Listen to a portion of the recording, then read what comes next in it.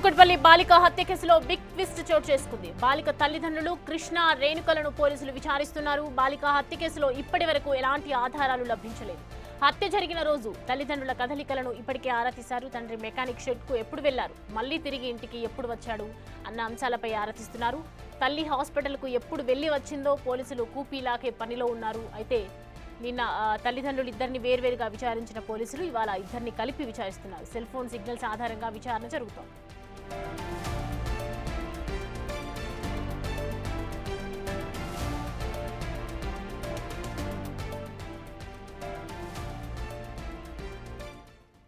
ఈ అంశానికి సంబంధించి పూర్తి డీటెయిల్స్ అందించడానికి మా ప్రతినిధి సాగర్ జాయిన్ అవుతున్నారు లైవ్ లో.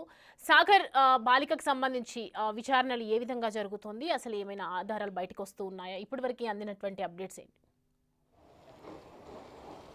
సౌమ్య, 3 రోజులు గడుస్తున్నా ఇంకా కుకట్పల్లి బాలిక మర్డర్ మిస్టరీ ఇంకా వీడలేదు. ఇప్పటికే పోలీసులు సీసీ కెమెరాల ఆధారంగా, సెల్ ఫోన్ సిగ్నల్ ఆధారంగా టెక్నికల్ ఎవిడెన్స్ సేకరించి కూడా పూర్తి దర్యాప్తు చేశారు. ఆ బిల్డింగ్లో ఉన్నటువంటి అన్ని కుటుంబాలను విచారించారు.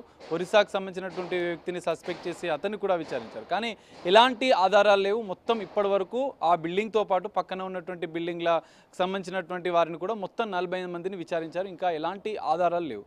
సో ఇప్పటికే మొదట హత్య జరిగిన రోజు కొంత బేసిక్గా ప్రాథమికంగా తల్లిదండ్రుల నుంచి స్టేట్మెంట్ తీసుకున్నారు పోలీసులు. కానీ ఈ కేసు చిక్కుముడి వీడకపోవడంతో తల్లిదండ్రులను మరోసారి ఈరోజు ఉదయం అదుపులోకి తీసుకొని విచారిస్తున్నట్లుగా కూడా తెలుస్తుంది.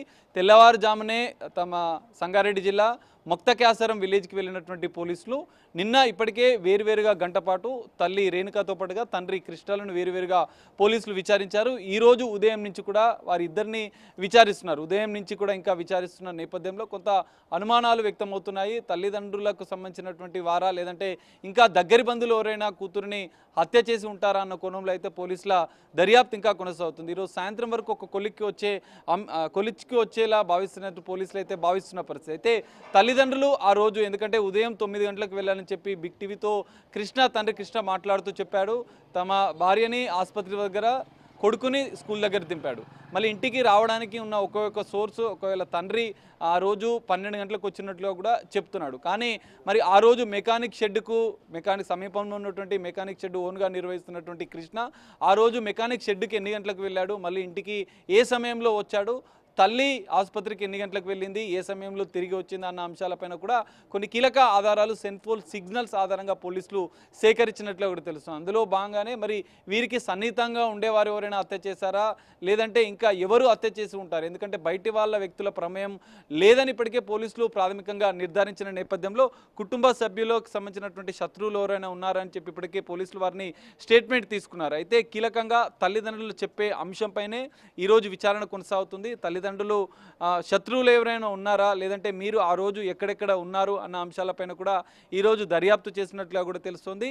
తల్లి రేణుక ఆ రోజు బోరున విలపిస్తూ తనకు ఎవరు అనుమానితులు లేరు, నా బాలికను ఎవరు చంపి ఉంటారనేది కూడా ఆమె కొంత ఎలాంటి అనుమానాలు అయితే వ్యక్తం చేయలేదు. కానీ ఇక్కడ తల్లిదండ్రులకు సంబంధించినటువంటి సెల్ ఫోన్ సిగ్నల్స్ ఆధారంగా అయితే పోలీసుల దర్యాప్తు అయితే కొనసాగుతుంది. నిన్న వేరువేరుగా గంట పాటు తల్లి రేణుకను, తండ్రి కృష్ణను వేరువేరుగా పోలీసులు విచారించారు. 5 ప్రత్యేక బృందాల ద్వారా దాదాపు వందలాది సీసీ కెమెరాలను కూడా పోలీసులు పరిశీలించారు. ఎలాంటి ఆధారాలు లభ్యం కాలేదు. బాలిక ఒక్కతి ఇంట్లో ఉన్న సమయం ఎగ్జాక్ట్లీ 9 నుంచి 12 వరకు కూడా ఒక్కతే ఉంది. ఆ అంశం కూడా తల్లిదండ్రులకు, వారి కుటుంబ సభ్యులకు మాత్రమే తెలిసి ఉంటుంది, లేదంటే ఆ బిల్డింగ్లో ఉన్నవారిని పూర్తిగా విచారించిన పోలీసులు ఎలాంటి ఆధారాలు లేకపోవడంతో వారిని కూడా వదిలేసినట్లు తెలుస్తుంది. ఇక్కడ కీలకంగా రెండోసారి తల్లిదండ్రులు విచారించారు. 3 రోజులు గడుస్తుంది. తల్లిదండ్రులకు సంబంధించినటువంటి విచారణలు ఎలాంటి అంశాలు వస్తాయనేది ఇక్కడ కీలకంగా మారే అవకాశం ఉంది. ఎందుకంటే బాలిక ఒక్కతున్న అంశం తల్లిదండ్రులకు మాత్రమే తెలుస్తుంది, వారి బంధువులకు, బిల్డింగ్లో ఉన్నవారికి తెలుస్తుంది. వారి బంధువుల శత్రువులు ఎవరైనా ఉన్నారా, లేదంటే తల్లిదండ్రుల ప్రమేయం ఇందులో ఎంతవరకు ఉంది, వాళ్ళు ఎన్ని గంటలకు బాలికని ఒంటరిగా ఉంచి బయటికి వెళ్ళారు, ఎన్ని గంటలకు మళ్ళీ తిరిగి వచ్చారు అన్న అంశాల ఆధారంగానే పోలీసులు హ్యూమన్ ఇంటెలిజెన్స్ ద్వారా కూడా ఈ కేసును దర్యాప్తు చేస్తున్నారు. మరి ఈరోజు తల్లిదండ్రుల విచారణ అనంతరం ఈ కేసు ఒక కొలిక్కి వస్తుందని చెప్పి పోలీసులు భావిస్తున్న నేపథ్యంలో తల్లిదండ్రుల విచారణ అనేది కొంత కీలకంగా మారే అవకాశం అయితే కనిపిస్తుంది. సౌమ్య, అంటే నిన్న జరిగినటువంటి విచారణలో అంటే వేరువేరుగా ఇన్వెస్టిగేషన్ చేశారు, వేరువేరుగా స్టేట్మెంట్స్ తీసుకున్నారని చెప్పారు కదా. సో తల్లి దగ్గర నుంచి కానివ్వండి, ఇటు తండ్రి దగ్గర నుంచి కానివ్వండి, అంటే ఈ బంధువులతో మాకు శత్రుత్వం ఉంది, ఇంటి పక్కన వాళ్ళతో ఇలా గొడవలు ఉన్నాయి అని ఏ ఒక్క మాట కూడా చెప్పలేదా? సౌమ్య, ఖచ్చితంగా తండ్రి బిగ్ టీవీతో మాట్లాడుతూ కూడా నా మీద డౌట్ ఎందుకు, నాకు ఎలాంటి అంటే నాకు ఒక్కగానొక్క కూతురు, నేనెందుకు హత్య చేస్తానంటూ కూడా మొదటి రోజు ఆయన మాట్లాడిన పరిస్థితి.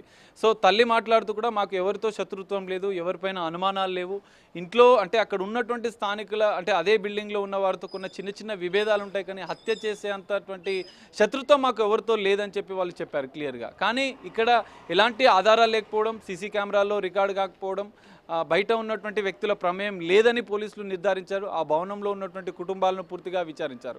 కానీ ఇక్కడ తల్లిదండ్రుల విచారణ అనేది కీలకంగా మారబోతుంది. ఎవరి ప్రమేయం ఉందనేది మాత్రం ఈరోజు పోలీసులు తేలుస్తున్నారంటూ కూడా తెలుసు. ఒక ఛాలెంజింగ్గా పోలీసులు అయితే తీసుకున్నారు. కూకట్పల్లి పోలీసులు ప్రత్యేకంగా 5 ప్రత్యేక బృందాలను ఏర్పాటు చేశారు. 40 మందికి పైగా వారిని విచారించారు.